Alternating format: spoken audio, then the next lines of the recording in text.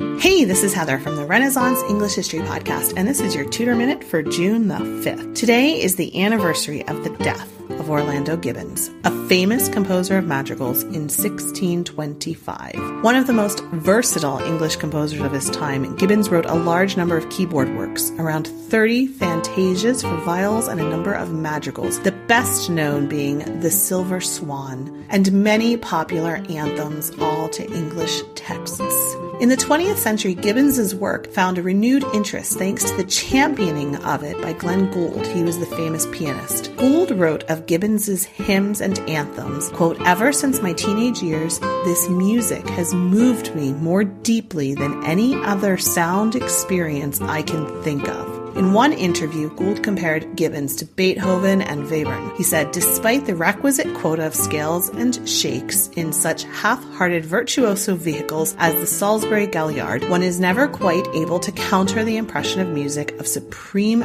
beauty that lacks its ideal means of reproduction. Like Beethoven in his last quartets or Webern at almost any time, Gibbons is an artist of such intractable commitment that, in the keyboard field at least, his works better in one's memory or on paper than they can ever through the intercession of a sounding board."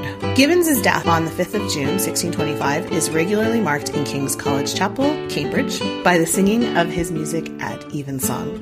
That's your Tutor Minute for today. Remember, you can dive deeper into life in 16th century England through the Renaissance English History Podcast at englandcast.com, where there is a ton of information on Tudor music.